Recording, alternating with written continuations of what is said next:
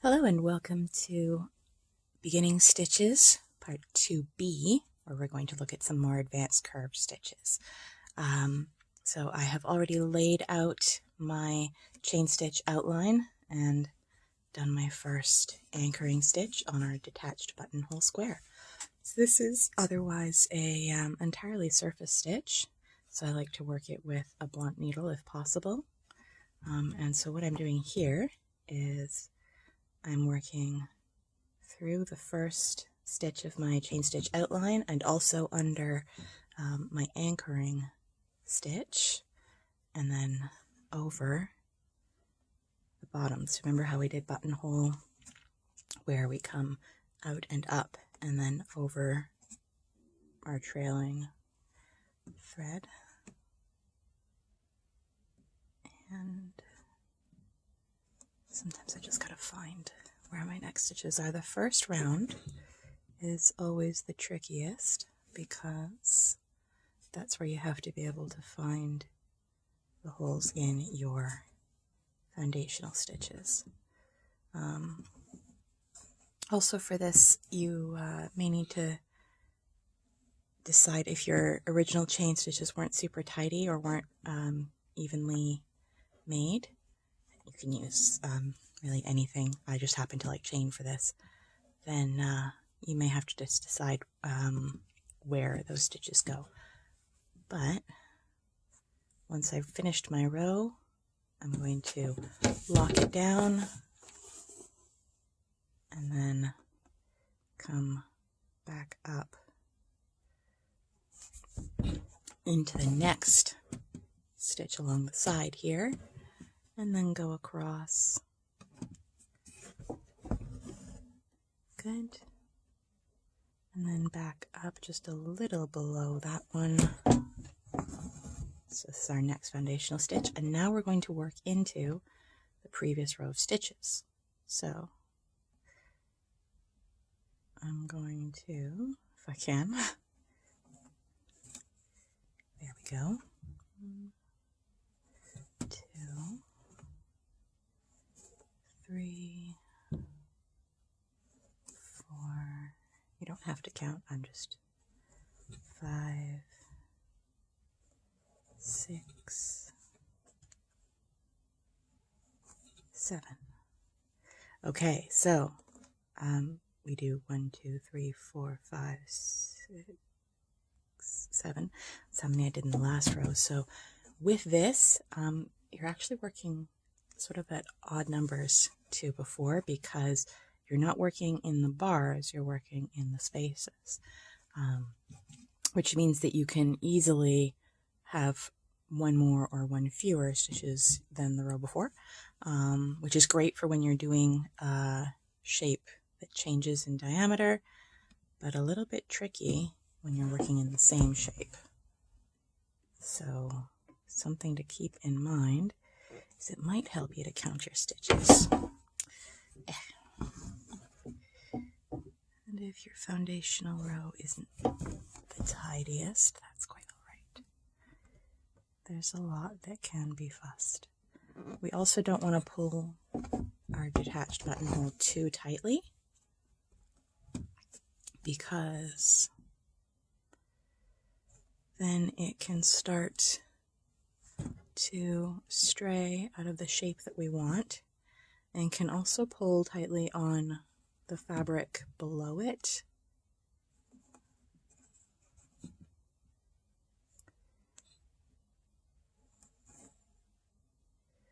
So that's part of the reason for that foundational stitch below, is to make sure that everything stays on track.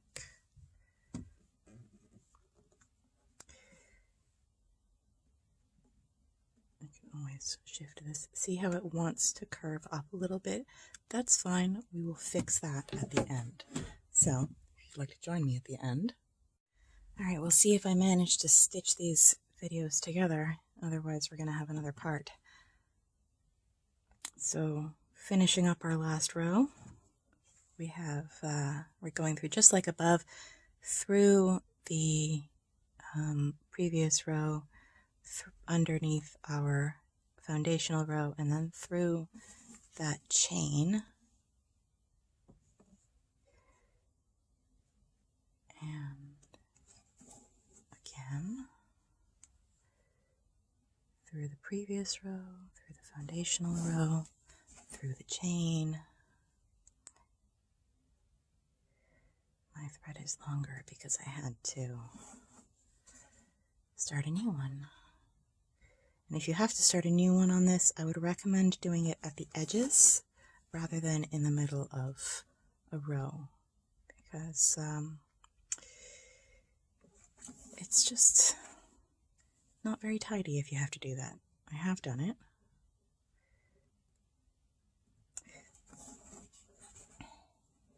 Here we are, and the last one. So you can see how this way gives us a fairly solid bottom edge. You can also finish off your last row just like the ones above, and then take a running stitch or a back stitch to stitch it down to the last foundational chains. I just happen to like this version, and I kind of like that pretty hard edge that it gives. It's hard to see on the camera, but let's move on to something else. So, closed feather. One moment. Get that right this time. So for closed feather, I'm going to be describing 2 lines. It's helpful for me to draw them. And here we go.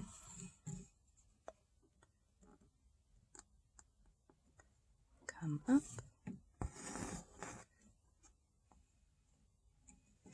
And now the trick here is that I want to go down right next to where I came up the first time. And then back up along this line. So normally feather stitch is a floating line. Where's my feather stitch? There's my feather stitch over at the edge here. So normally feather stitch goes side to side. This way we're going to go side to side in a different kind of way.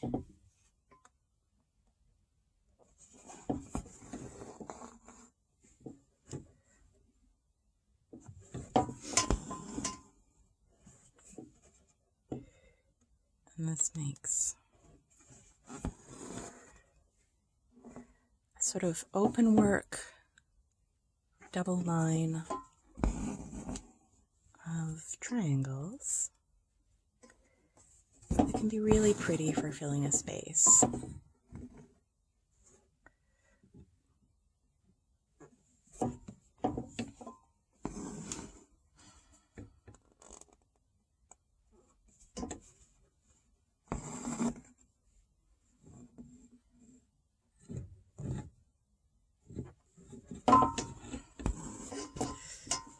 Just gonna move that.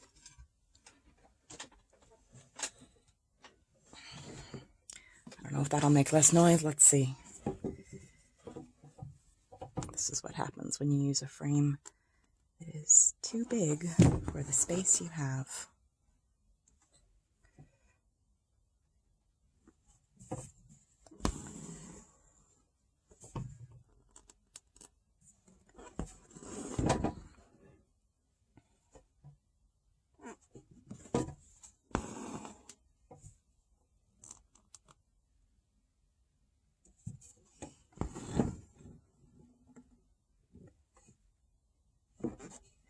So,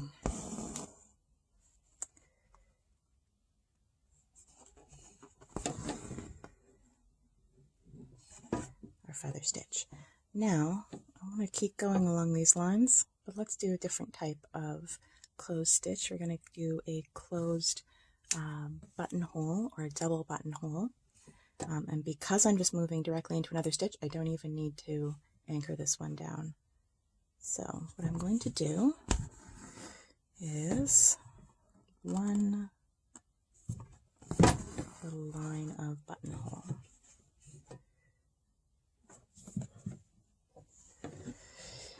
helps if I can center my stitches in the camera.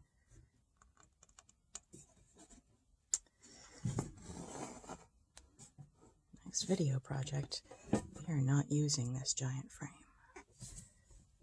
It's only because I committed to it for this one. Apparently stubbornness is not so much a useful quality here.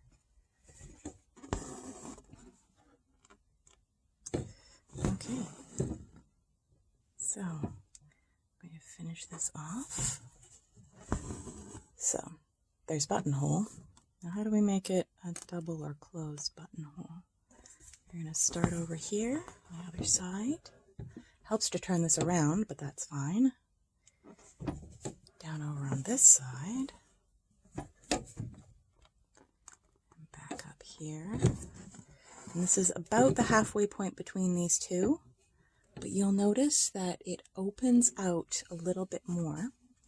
So it helps if this is about my halfway point, if I come up just a little bit closer to the stitches I'm at,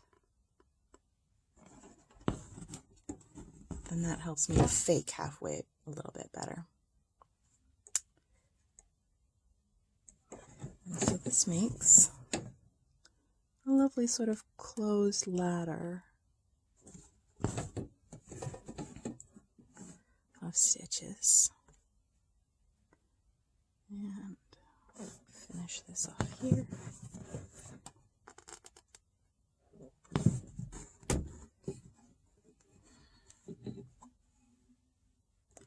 And why not connect it up to our closed feather? Nice. So there's just one thing left on our advanced loops that I'd like to do. I'm going to do it coming off here in a T, and that is an open chain, which is going to work an awful lot like chain stitch, except that rather than coming up in the middle, I'm going to again describe two lines. I won't draw them this time. So I'm not going to close that quite yet. Instead, keep it open. And then up. Again, not going to close that quite yet. So rather than going up and down in the same spot, I'm going up and down sort of right across from them. Not super tight, don't close it yet. Here. And so you can see how this makes a sort of bubbly ladder.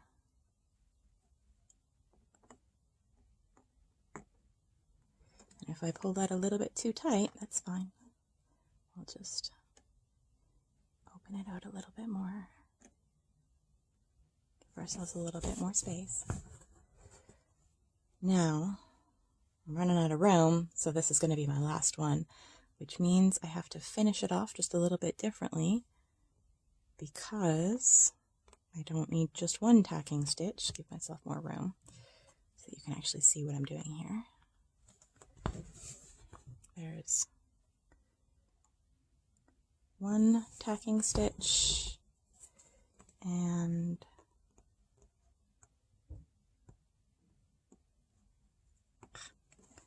apologies, I gotta move my fingers in the way here. Two tacking stitch. Here we go. So let's drop that on my magnet and check out the back. So with this open chain, I tend to move side to side. If you prefer to always do right to left, then you would be having your lines go across. With a double buttonhole, just like with a buttonhole stitch, you have these lines going across, one for each row, and then the chain stitch has two lines of sort of a rough backstitch going up. And then we have the outline of our foundational chain for the buttonhole. A couple of spots where my thread sort of slubbed a little bit, the knot that I had to make, and then the line of extra stitches going down the sides. So really an awful lot of the thread happens on the front with that detached buttonhole.